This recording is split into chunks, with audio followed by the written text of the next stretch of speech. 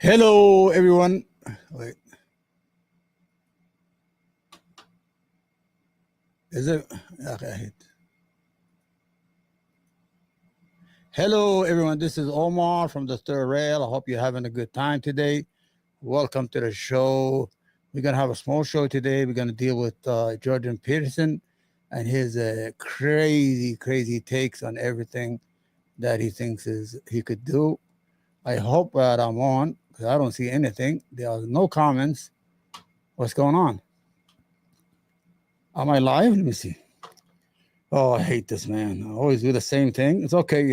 It's an hour long podcast, so it's okay to have that issue. You know what I'm saying? Mm, mm, mm, mm, mm. All right, it's on. So, everybody, hello, everybody. This is Omar from American Ming podcast. It's a new podcast. It's not new. I've been a long time here. I've been around since 2020, trying to do the hustle, trying to struggle. I hope everything goes fine.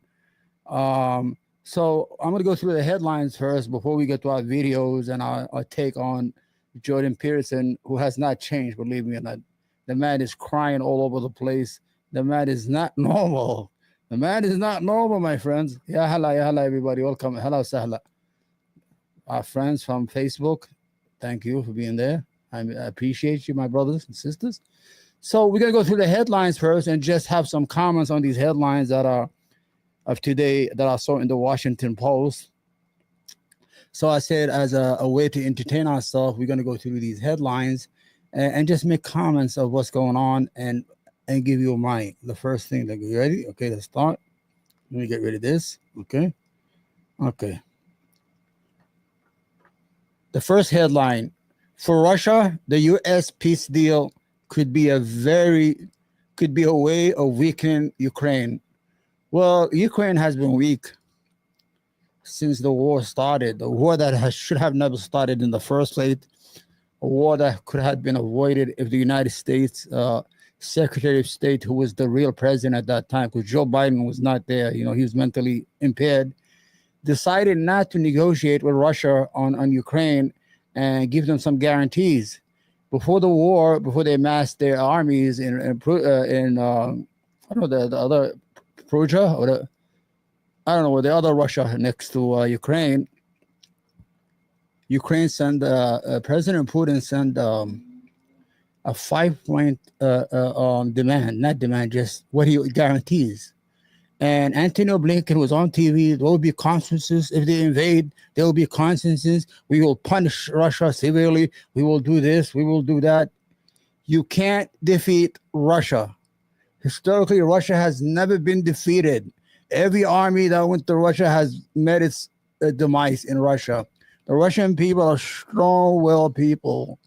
So if you don't know the history of Ukraine, Ukraine was never a country.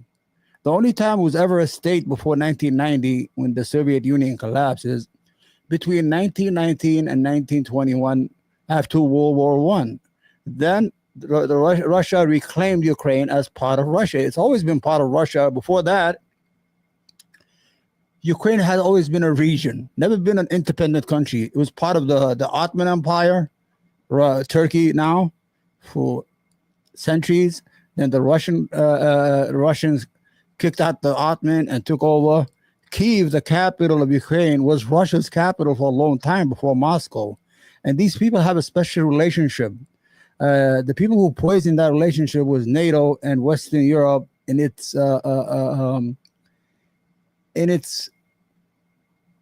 politics of encircling Russia, and they didn't need to.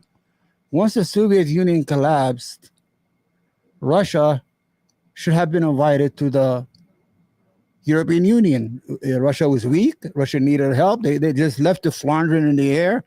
And what they did is they gobbled all the Warsaw countries that were part of the Russian alliances during the Cold War and took it over and made them NATO country. Russia once, you could trust me on this, Putin one time asked the European Union, I want to join the European Union. They said, no, you have too many people, 150 million. That will overwhelm our balance of power inside the European Union. he said, I want to join NATO. And they said, no, you got to have to wait online and take your time. And it's a process. And remember what they did to Finland and Sweden? They took them over overnight, 24 hours. They were part of NATO. So Russia, believe it or not, had its right to fear of Ukraine becoming a NATO member. It's right at its border. They're like, where are you going? Why do you need NATO? That's what the Russians. Why do you need NATO? I mean, aren't we supposed to be friends? Didn't the Soviet Union collapse? Isn't Europe safe?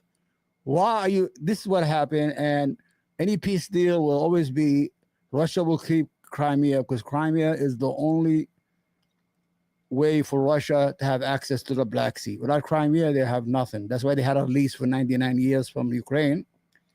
And most of the Russian speaking regions, Russia has taken them. A fair peace will be, but it's too late for Russia to keep Crimea because Crimea was always been part of Russia until 1954, until they did redistriction. So Russia should not be able to keep the land it took. If there was fairness in life, but there isn't. There was fairness and honesty in life. The Russia should be able to keep Crimea, and Ukraine becomes an independent state, neutral. It doesn't have to join NATO. It could join the European Union as an economic power. That's okay, and still have a relationship with Russia. You don't need to isolate Russia to have any form of independence. Any idiot will be open to that. You understand? So Donald Trump's peace, whatever it is called, is pro Putin. It's anti-Ukraine, whatever it is. As long as they stop the killing, they're both Slavs. They're both the same people. It's just slightly different language. I live with them in New York and Brooklyn, Brighton Beach Avenue. It's all Russians and Ukrainians. You can't tell the difference, my friends. They're all the same people.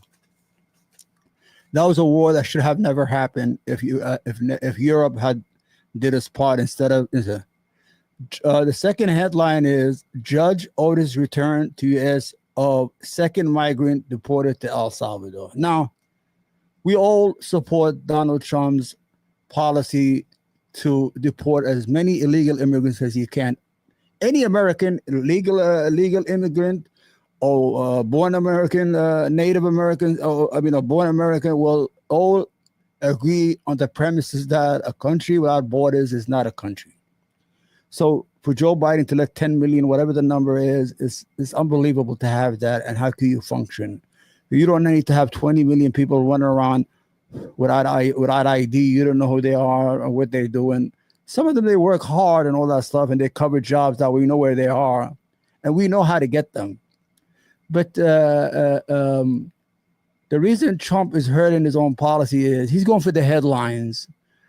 He's going to activate the war power. We're not in a war. Come on. And just take people on a plane and throw them into El Salvador. People who are from a different country, you'll put them in a jail in another country because they come to the United States. You should take them back to their own country if you want to do that. So he's setting himself up for loss in the courts, or he's testing the courts. I don't know what they're doing. But he's not deporting a lot of people. You know, Obama deported more than 3 million illegal immigrants. He's the most president to ever. Obama, the man of the people, he deported more immigrants than any president in history. You never heard anything. He just did it. And a matter of fact, and the majority were either had crimes or were committed crimes or were deported. And he said, you don't need let me give you an example of the stupidity of Donald Trump's cabinet. They deported 9 Indians from India, and they used the C-120 airplane. Now, it cost $3 million to deport 9 people to India. And he could have put them on an Indian airplane for $500 each, and they will went to India.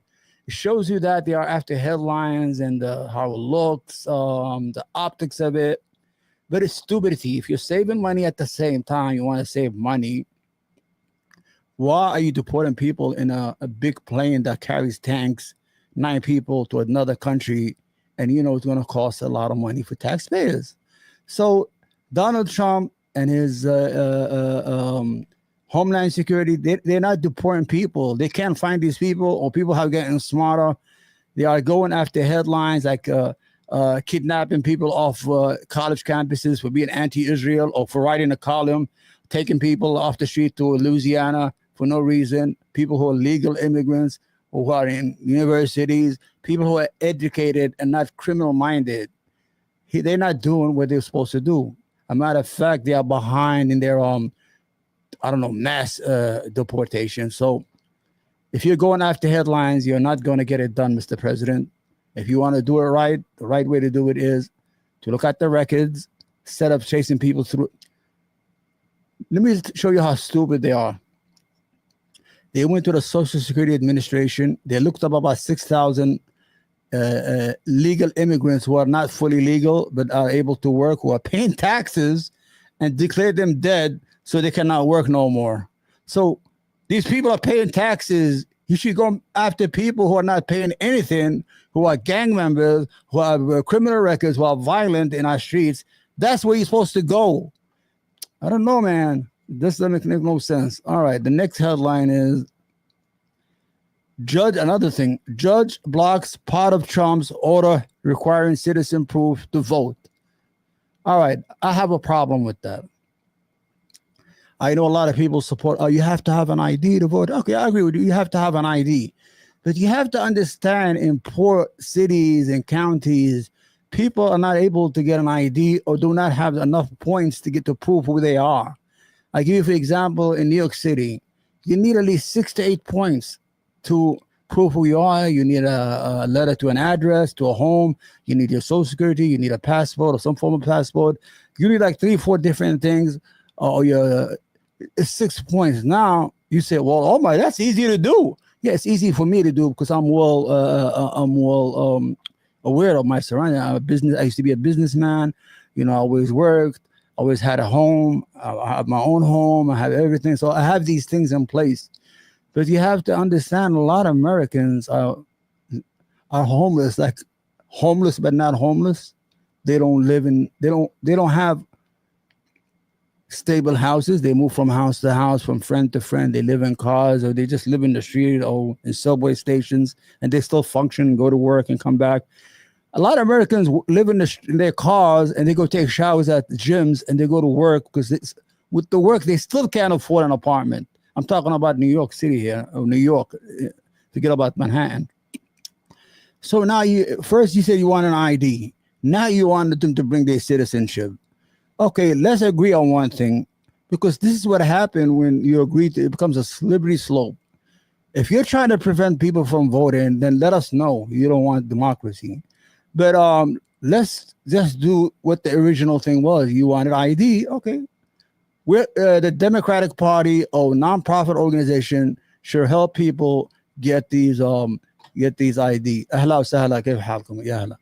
They should help them get these IDs and pay for them. It costs money to get these IDs. It costs about, like $35 in New York, whatever it is. $35 is a lot of money to certain people, my friends. So let's stop playing these games. You are picking dumb stuff. What they say? You are picking dumb hills to die on. Your policy should be ID. All Americans agree, yes, people should have ID to vote, or when they register to vote. When I registered to vote, I had an ID. I showed them my driver's license. I've been registered for almost 20 years. I don't vote. Now you're going to say, oh, why aren't you voting? Because I live in New York. It doesn't matter if I vote or I don't vote. I'm mostly a centrist Democrat.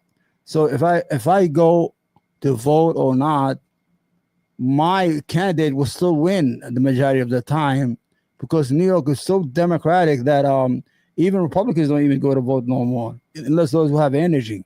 So it is what it is. All right. Our fourth headline: Trump can't withdraw funds from sanctuary cities, federal judge says. Sanctuary cities are cities that will not work with the federal government on illegal immigrants. Now, I disagree with that. I think this is wrong. You don't have to have no sanctuary city. Anybody who's illegally here has broken the law.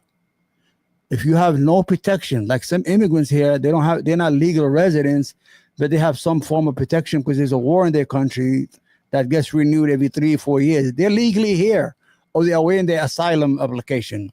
Those are legal immigrants. No, even if we disagree or we don't agree on that, they still are legal immigrants, even if they don't have a green card, because we gave them that right or that blanket of protection until their country gets back to whatever it's doing or whatever. But you can't cut funds to cities. Do what Texas did. Texas was smart. I don't like that Governor Abbott, but he was so smart. What he did, he just said, "Okay, your sanctuary cities, you don't want no illegal. You love illegal. Okay, I'm gonna bust all of them to your cities," and he did. Once 10,000, 20,000, once, and everybody was screaming, all these sanctuary cities, we can't hold this no more. He said, that's what I'm going through every day because I'm a border state. So you could do that. But we start getting funds to libraries, to cancer stuff. There's a lot of, Trump is doing a lot of stuff that don't make no sense.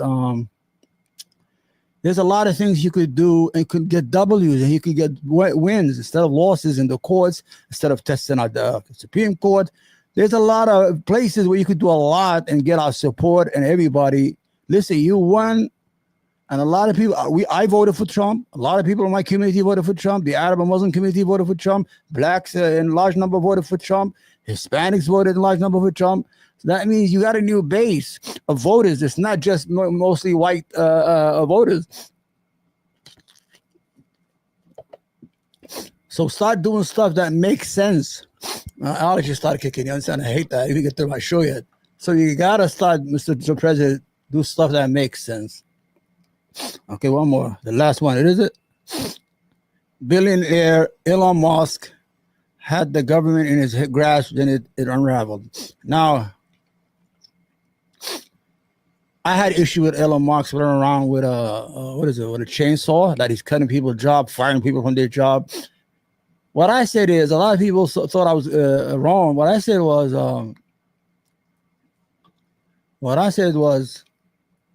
Elon Musk has no business with his friends going into institutions and auditing them. We have a government to do that.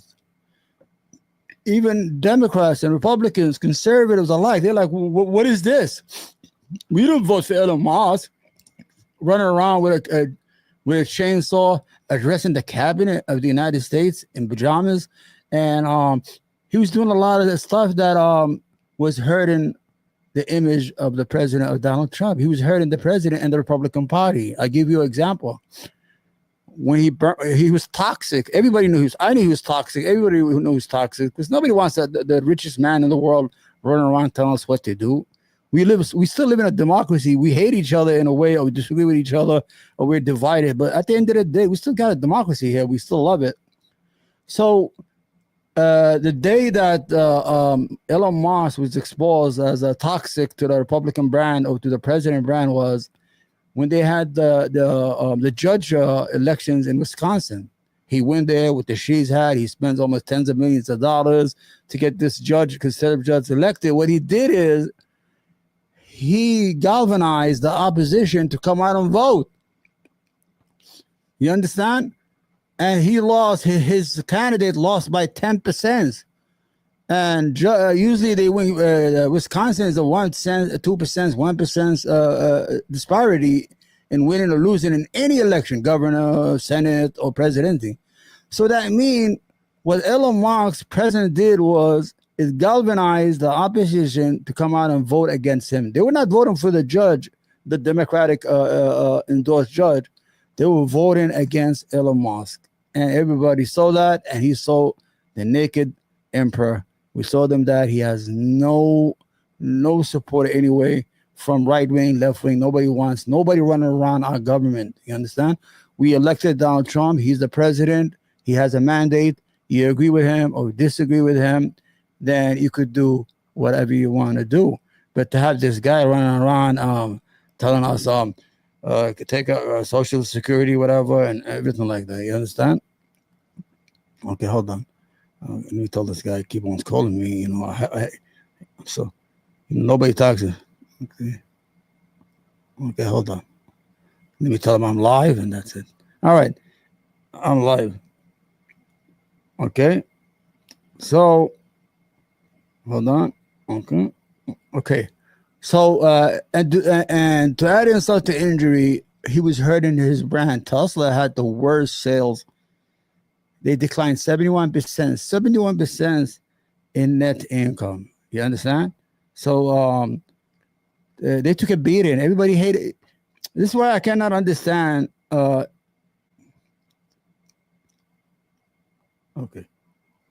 I cannot understand the mentality of Elon Musk to get himself involved in the Democratic Party election problems, to go full mega. You have a brand that is loved by liberals who hug trees, tree hugging liberals who buy your brand because they care about the environment and support your brand and buy your brand while you're out there politically trying to destroy them. So it's going to have a boomerang. So I said, what is he? I'm a businessman. I used to have grocery stores. I'm not saying I was a big businessman, but when I lived in the neighborhood, I knew how to act because I was dealing with a lot of different minorities, different people, black, white, Hispanic, Puerto Rican, Dominican. I knew how to deal with these people in a way that I did not involve in their politics or their issues or their problems against each other. I wanted to please everyone, and I did because I wanted to sell to everyone. So you have this meme stock. It's worth. He already. It's worth. His car company was worth trillions of dollars, and they're not even selling a lot of cars. And everybody was supporting him. And you go against the grain and get yourself involved and sully yourself in our politics, and you don't need that. Politics is dirty. Remember what they always said when we were growing up? Don't talk religion or politics with your friends. If you want to keep your friends, don't. I hope I got. Do I have sound now? Yeah, I have sound. So Elon Musk is going to take another L after another L. The last headline: are things falling apart for Donald Trump? Yes, they are falling apart. I'm going to tell you why. Because they had this policy of flooding the zone. Let's flood the zone. Let's flood the zone. You're not flooding the zone. You're hurting your own stuff. When you create you're not flooding the zone of anything. When you're trying to cut off healthcare for Americans, attacking institutions, trying to get rid of this, you could do things slowly but surely. The majority of these institutions that you're trying to eliminate, you can't by law because it is the job of Congress. They're the one who created these agencies, and they're the ones who are funding these agencies. That's why we have the separation of power. You have the Congress who has the most power because they have oversight. They have the power to declare war and peace and give money. You're just a coffee boy as president. I'm surprised he's doing so much as president because the weakest branch in our country is the executive branch. You're just supposed to say, do what they tell you. You could have ideas. So why are things falling apart? Like I said before, you're going after a student because she wrote something against Israel? Really? You're going after students who protested against the war and the genocide in Gaza? Is that where you stand? And what happened is you created this task force called the Anti-Semitism Task Force with so much leeway and power. They were only exposed. They're the ones who are shaking down these universities when they went against Harvard, and they told Harvard, you got to do 1, 2, 3, 4, 5. I mean, give up all your independence. You don't get to recruit any students you want. We approve who teaches. And when Harvard said, no way, Jose, we're not going to do that. And it said it's a rich institute. They have about $50 billion in their banks. So we don't need the $2.2 billion we get from the federal government, but we're going to sue. So what was going to happen? For the first time, the Washington Post told us who it is. It is this. I'm going to say it. It's these supremacist Jewish billionaires like Aiken, whatever his name is, or Aiken, whatever it is, and these others who are running the show when it comes to Israel. Anything you say against Israel, it's no good. So what happened is they just gave this power to these people, to this task force, and they were shaken down. Colombia, they shake them down, and they gave in. Then once they saw they were going to be exposed and who they are, and it is all because of Israel, They backed away and said, well, we sent this letter by mistake. We didn't know you're going to take it seriously. You should have called us. We don't know who sent this letter. One of our staff sent it without us knowing it. That's a problem. There is no real anti-Semitism. There is anti-Semitism, but there is no crazy anti-Semitism, okay?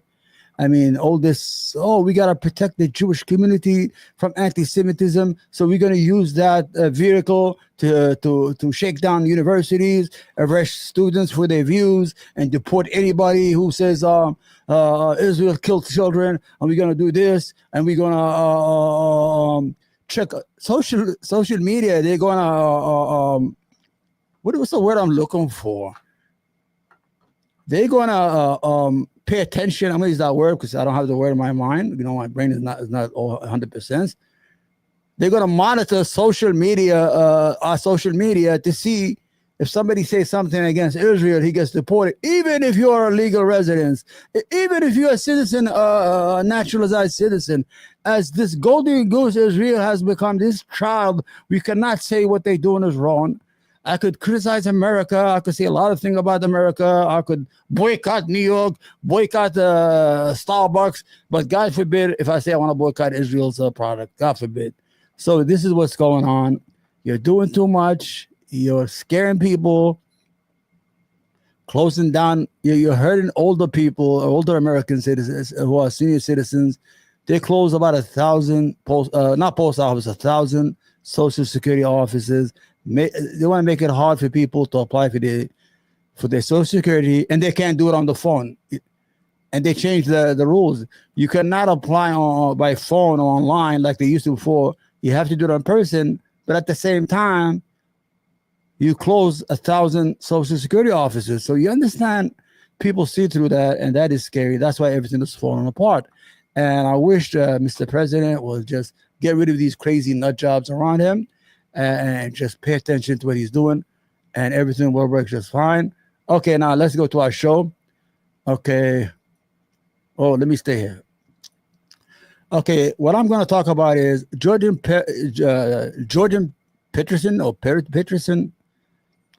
If you know him, he's the guy who said 12 rules of what he talks to young men how to fix their lives. He was the one against he went against the culture of you can't say this, your pronouns, all the stuff. You could call somebody it, who. Somebody could decide if they're a girl in the morning, a guy in the afternoon, and nobody at night. You have to respect. He went against that, against the grain, against what do you call the cancel culture. That's what the word I was looking for.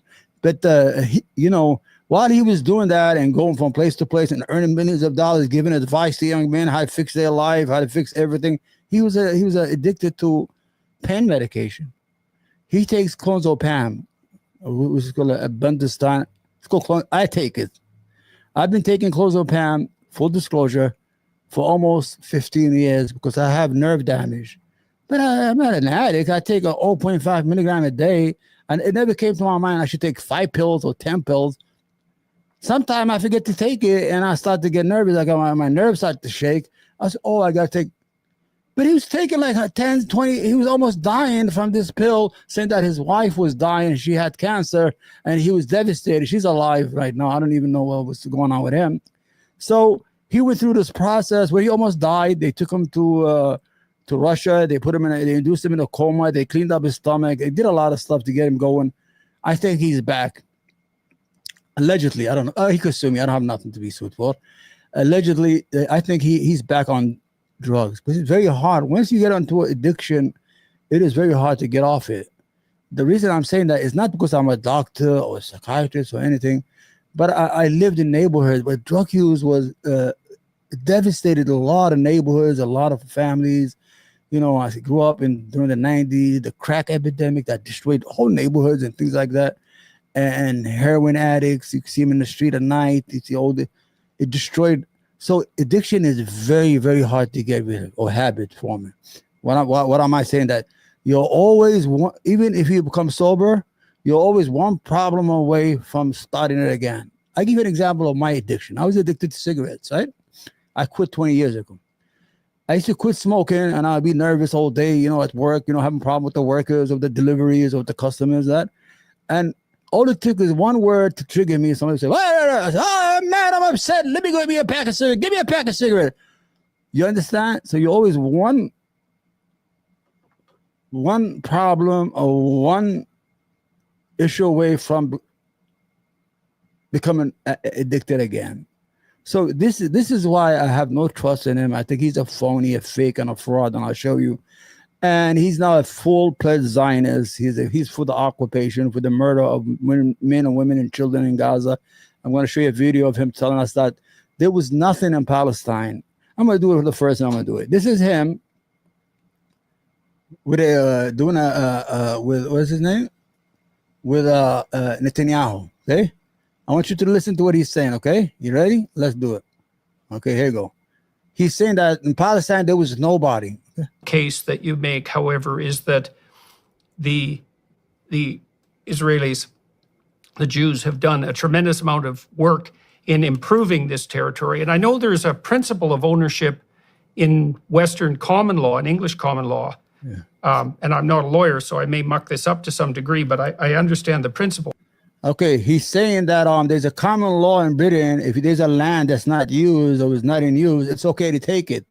What I'm showing you, this is pre-1948. They had train railroads in the 1800s and 1700s, 1896. This is Palestine pre-1948. He's saying there's nobody there.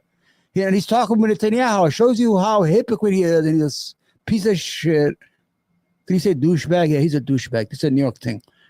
He's saying that there was nobody in Palestine. Now, I'm going to put this video and let you watch it. I'm going to get out of the way anyway. Let me see. If you own territory, a vast swath of land, and you're doing nothing to it, and someone comes and squats on it and spends a lot of time improving it, at some point they actually develop a valid legal claim to the property itself. And so there seems to be something intrinsic to our notion of valid ownership, that if you're going to occupy a territory, you actually have to do something with it that's productive. Yeah. And so that's at least part of the claim you're making at the moment, to buttress the notion that the Jewish people have a valid claim to the present territory. Well, there's nobody there. And there were a lot of movement back and forth, yes, but the Jews have actually taken the land and made something of it. Well, I'm saying something else, though. I'm saying that they held the land for 2,000 years, were kicked out. The Arabs came and conquered it and immediately lost it to others and did nothing with it. The others did nothing with it. So it was basically, they took over my apartment, okay, a long time ago. The guys who took over, who basically kicked me out, were kicked out themselves. The apartment was left barren. Okay, first of all, there was no apartments. And second of all, you're not from there. Your name is Molinsky. It's not even Netanyahu. You're from Poland and Eastern Europe. If I took a DNA test, I'll be more Jewish than you are. You understand? So this apartment, they took it over. First, you told us there was nothing there. And we were kicked out. Let me give you, before 632 AD, when the Romans were ruling Jerusalem, before they got kicked out by the Muslims, Jews were not allowed in Jerusalem. They were not allowed. Once the Arabs took over Jerusalem, they let the Jews back in. The Jews lived beautiful life under the Muslim empire. They were advisors, bankers, landlords. Every time they had a problem in Europe, they run right to the Middle East. In the Spanish Inquisition, they all ran to Morocco. So this is all a lie. And for this guy's a war criminal. So anything he say, you could take it with a grain of salt. I'm with the guy who's supposed to be a psychologist who says the truth of power. He's telling us there's nothing there, and the video behind him is telling you there are people there, there are cities, there are skyscrapers. I mean, like 5-floor apartments, buildings, there are roads, there's traffic, there's everything. And he's doing that because he works for the Daily Wire. Good. What happened? And many decades, in this case, centuries later, I come back to this barren mess, okay, this ruin, and I build it up back. And I not only improve it, I not only make my ownership based on improvement, but that nobody else did anything with it. There was no someone else. There practically were no tenants. Right. There. That's my argument. Right. You're also making the case. You see behind him, that's Palestine. Does that look like there's a barren? There's no people there. All these people were killed and evicted from all these homes. You understand? By the Zionist Jews who came from Europe. That when the Jews came to Israel, they were doing what they could to coexist with the people who were there, Right. with a sparse number of people who were there, but also to set up a state that would invite other people who weren't Jewish to live there as well. This is all fucking lies. Okay, I want to go to Israel and live there and buy a house. I'm an American citizen. They probably let me do it. But as an Arab, I said, listen, I kind of want to move to Tel Aviv. It's kind of safe over there. They got good healthcare, free school. It's a lie. Everything they're saying is a lie. This hypocrite here in a suit is a fucking liar, man. And anybody who follows him or gives him money or subscribes to his channel or to his teaching is a bigger hypocrite than he is. He's lying right in front of your eyes. An oppressive regime in any No, sense. well, we know what happened. Sense of the word. I'm going to keep it going. I'm going to keep the video going just to let you know, to see how it is. Let me get back there. Okay. This is Palestine pre-1948. This is the place that Jordan Peterson said there was nobody there. There was nobody there. And we have a common law in Britain. If a land is abandoned and nobody's doing anything with that land, you take it over and you fix it and you work it, you're allowed to have it because you could squat on the land. They squatted on cities and buildings and schools and universities and churches and mosques and synagogues. Look, this is Palestine pre-1948. This is not some native Indians running around naked and with arrows and chasing buffaloes all over the place. It is what it is, and you see it in your eyes, and shows you the hypocrisy of, what's his name, man? My picture, Jordan Peterson. All right. As you can see, okay, took it off. So over the, remember when Joe Rogan has an issue here. Joe Rogan has this, I said it before, he has this popular podcast. It's an accidental fame, and he can't please nobody. If he brings somebody that talks truth to power of what Israel is doing, then, well, he's platforming anti-Semites. You should platform us, the liars, the Barry Weiss, the Bernstein brothers, the Jordan Peterson, us, who we lie for Israel. We are the liars for Israel. What are you doing? Then when Douglas Murray went this week and he was humiliated by Dave Smith, the comedian, and Joe Rogan, and he said, have you ever been there? Been there? This is him. So he went there, probably he was sent by the Israeli lobby. Jordan, go fix things with Joe. You're good. He's your friend. Let's see. The Joe Rogan Experience. Of course. Yeah, well, all these complex things are multidimensional. I mean, I watched your whole conversation with Douglas, and I thought you guys did a very credible job, all three of you, of navigating unbelievable. So he's taking both sides. He really doesn't. He doesn't like Dave Smith. He's here to defend the destruction of Douglas Murray when he came on the show. It has nothing to do with that. Both of you three did a nice job. He's there. He has been sent by the anti-Semitism mafia to try and to tell Joe, what are you doing, Joe? Stop platforming these people or telling us other stuff. Come on, Joe. This is what it is. Unbelievably choppy waters. So that's the first thing I'd like to say, because one of the things I was trying to figure out when I was watching that is, do I think I could have done a better job of any of you? And I certainly didn't walk away from it with that idea in mind. But then underneath all that, I thought there's a really unbelievably tricky problem here, and I think that's why it's made it poked up into. Well, you also set that conversation up, but it poked up and made itself manifest in that conversation. And the issue is, how do you identify the psychopathic pretenders? And it's even worse now. There's a new name, guys. Write it down. The psychopathic pretenders. You know what he's talking about, right? Right-wing Omega people who have seen the light and saw Israel for what it is as a criminal state. So now what do? You have to give them a name. The woke right. Now they're going to come. The woke right are crazy. Look at them. They are like the left. Anti-Semitism on the left. Anti-Semitism on the right. Anti-Semitism in the center. Anti-Semitism in the top. Wherever we go, we are hit. Come on, people. Cut it out, right? Cut it out. And then make a barrier, right?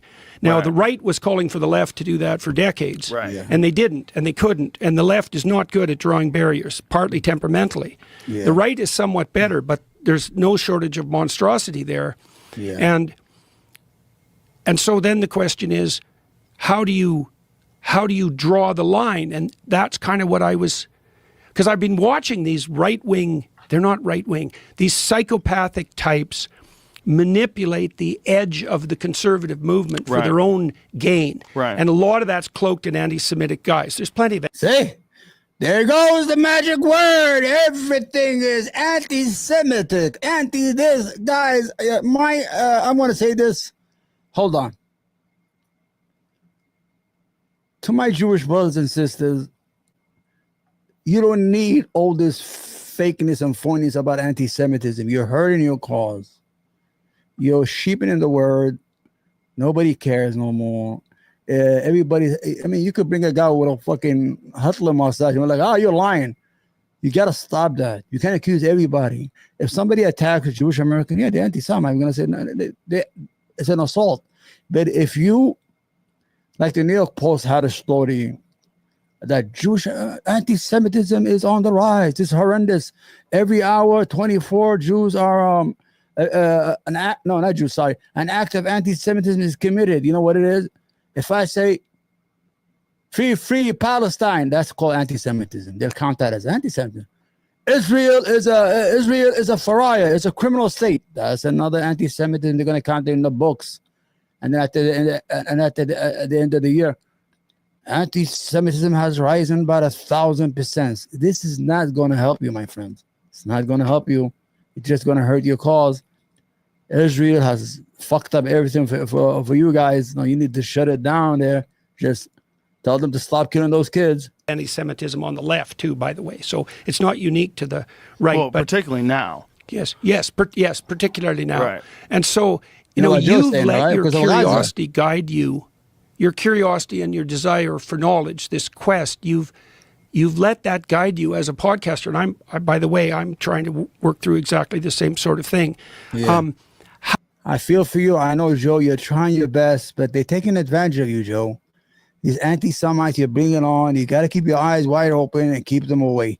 I'm translating what he's saying. How do you know, given your radical increase in stature over the last 10 years, how do you know when your curiosity and even your skepticism about the fact that things aren't the way that people say they are? Because So, Joe, you became famous in the last 10 years. How do you know your curiosity and your skepticism? How do you know who's telling the truth, who you should have, who should not have? I have a feeling the microphone's not working. So, Joe, you've been famous for 10 years. I'm translating what he's saying. So you have to, you need somebody who reads mind. I'm reading his mind. He's saying words. You're nice. You're a skeptic there. You came to this fame. You have a larger following. And how do you know these people are not the one we say the bad people are bad because we say they're bad? Why are you having them on? I'm translating. Okay? that's certainly been demonstrated in the last 10 years. How should anyone decide what guardrails to put up? Like, what do you look for? Yeah. What do you look for, Joe? Do you have a conceptual system Why do you do with his hands? He does that. Get the fuck out of here, you phony bastard. worked out for that? Like, In because, what do you mean? In what way? See? well, How do I look for in terms of people to talk to? How do I look for because subjects you to have talk this about? insanely immense platform, and you're inviting people onto it. Joe, you're immensely, see? You the same thing that you're big and you became famous and we need to control you, Joe. You can't have no Ian Carroll or Daryl Cooper or people who have different opinions or have a different look at history. People have to say history the way we said it. That's it, okay? Churchill was a good man. Churchill killed 4 million Bengalis by starving them to death in 1943. That is a fact.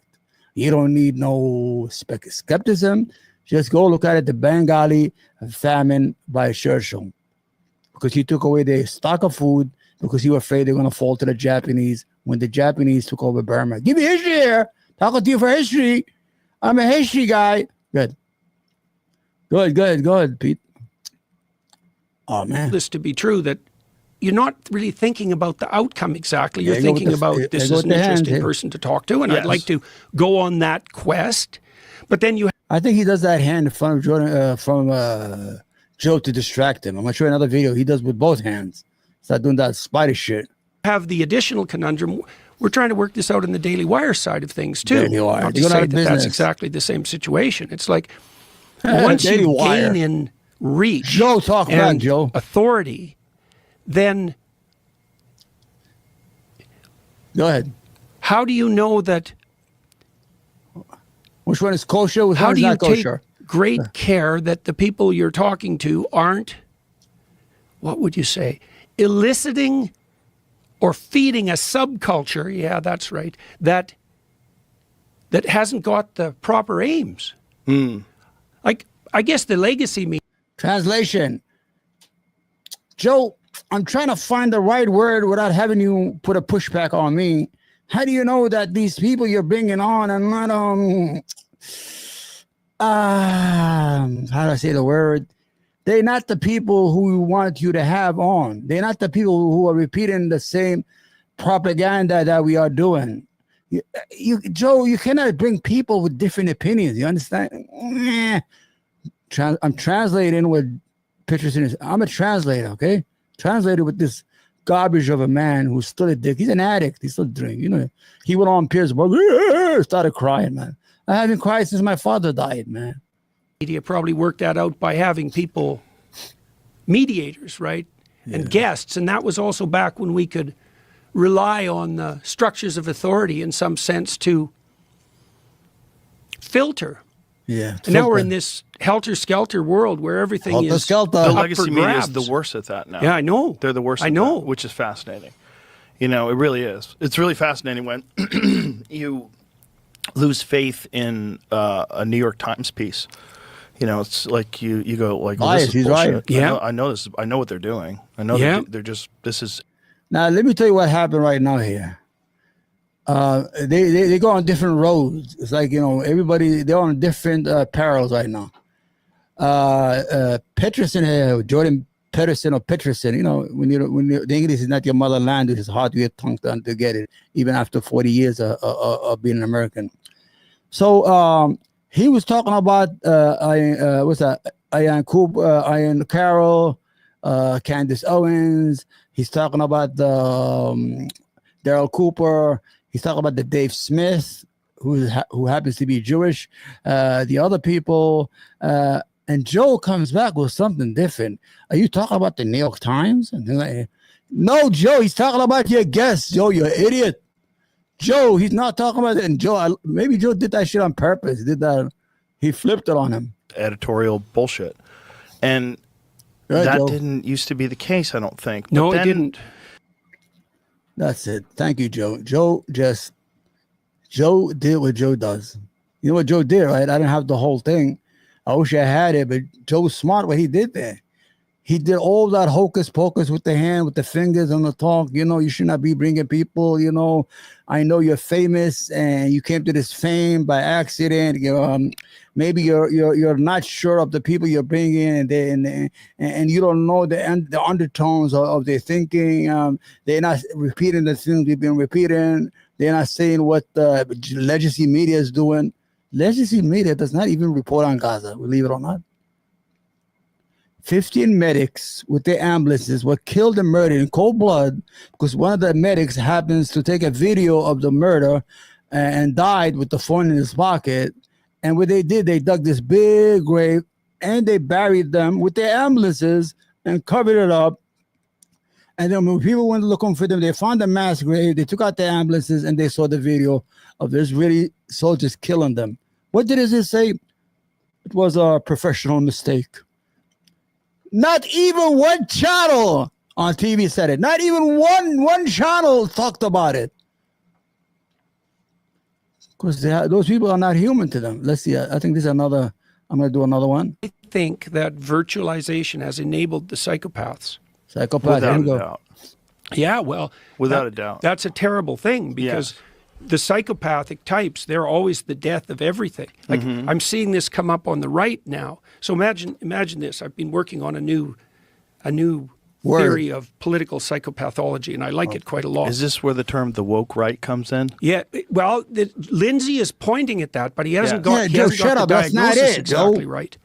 So it isn't woke. That's not the issue. No. Not exactly. I think He's one what level. he's talking Anti-Semitism- about is like similar types of behavior. He is talking about that. Yeah, no, but what it's he's just, pointing. woke just lets you clarify in your head. Oh, it's like that. Yeah, but the problem is. It's like Antifa. Yeah, absolutely. But the problem is that argument is predicated on the claim that the ideas are the problem, like the woke ideas, for example, on the right or the left. But that's not the problem. The problem is that 4 to 5% of the population, something like that, Right. is cluster B, that's the DSM-5 terms, histrionic, narcissistic, antisocial, psychopathic. Just like you. Or they have dark tetrad traits. They're Machiavellian. They're sadistic. That's about 4%. Okay, That's a so lot of words, man. the question is, how do these people maneuver? And the answer is they go to where the power is, Right. and they adopt those ideas, and they put themselves even on the forefront of that. Right. But the ideas are completely irrelevant. Right. All they're doing is they're the Pharisees. They're the modern version of the Pharisees. They're the people who use God's name in vain, right? As they Candace Owen. That's what he said. It's Candace Owen.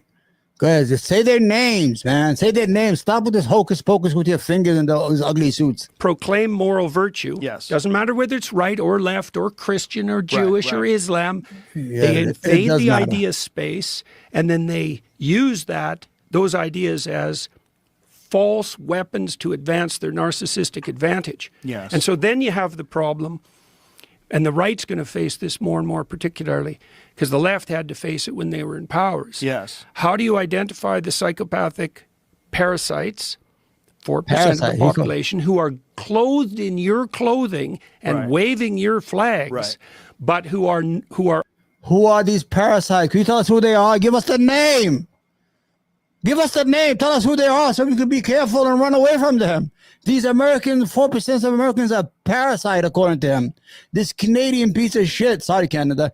Canada only sends us the garbage. You know what? And Trump wants to make it the 51 state. This is where they send us garbage like this. He can't talk like that in Canada.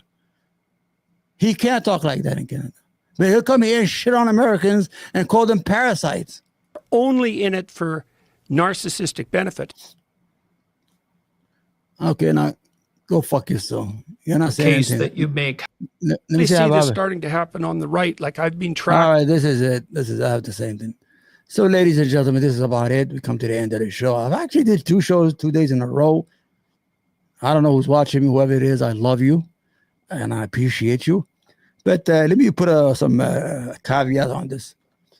Jordan Peterson, whole purpose to go on Joe Rogan was to do it in a better way than what Douglas Murray did when he went. You never been there. So he came here. He said, well, we need to educate Joe what kind of guests he should have. You have to understand that this man right here, who claims to be a psychologist, wherever he is from Canada, has just called Americans that 4% of Americans are parasites because we disagree with them. Now, whoever they are still American at the end of the day. You could be a Christian nationalist. Do whatever you want, as long as you don't hurt other people. You could be a white nationalist. I don't give a damn. You could be a black nationalist, an Arab nationalist, or an American patriot. You're still an American at the end of the day. We have no right to call other people psychopathic or call other people names or give them make them sound like they're sick or give them a disease because they have a different opinion. Jordan Peterson sold out. He works for the Daily Wire. The Daily Wire is a Zionist entity. It's not an American entity. It's going out of business because everybody sold through it. You have that, what is his name, Shapiro? Ben Shapiro coming there every day. Israel is this, Israel is that. What I'm telling you that is, for those using anti-Semitism as a weapon or weaponize it against people, you could do it right now and you get away with it. You're getting people kidnapped off the street. You're getting these Muslims or these students or foreign students deported like by the thousands already. It's okay because you have that power right now. Joe McCarthy did the same thing with the Red Scare. You're a communist. You're a communist. You're a communist. And all that thing was about Jewish Americans who were communists in the 1950s. And the laws, imagine the law that Rubio was using to deport these students was actually came to law for Jews in the 1950s to deport them if they become suspected of being communists. You understand? See how life goes around? So it's all right. I mean, but you have to be careful. What you're doing to people right now is going to be done to you later. Trust me. I said it yesterday. We're all chickens in a hen house. If one of you let the wolves, hoping that he's going to eat the chickens at near the door, and then you close the door right away and you're going to be safe, it's going to be a lie. Because once you eat those chickens, he's going to come for you. You understand? You don't need to be a dog. You see how I did? God damn, I'm a genius. Am I a genius now? That's what's going to happen. So don't shake down universities. Don't shake down freedom of speech. Don't shake down criticism of other countries like Israel or any other country. Don't condemn and deport people who speak up or use their protests and use lies to deport them. Because eventually your turn is going to come, my friend. It's going to come, and nobody's going to be there for you because the other people who are going to stick for you have been already deported or in jail or in El Salvador or in whatever jail they are in. My friend, it's been a great day to see. Love you all. I'm going to try to do it every day. I feel great when I do it. And, you know, I have issues, but I'm not an addict like that guy, like Jordan Peterson. He's an addict. He's still popping those pills, my friend. Trust me. Love you all. God bless you. God bless the United States of America. And let freedom ring from every valley, every mountain, every state, every city, every county, every rural area, the Appalachian Mountain, everywhere. Let freedom ring for the American people, and let America be blessed forever. And all those stagnating free speech, let them destroy themselves, hopefully, in the end. I love you all. Thank you, and God bless you. Bye-bye.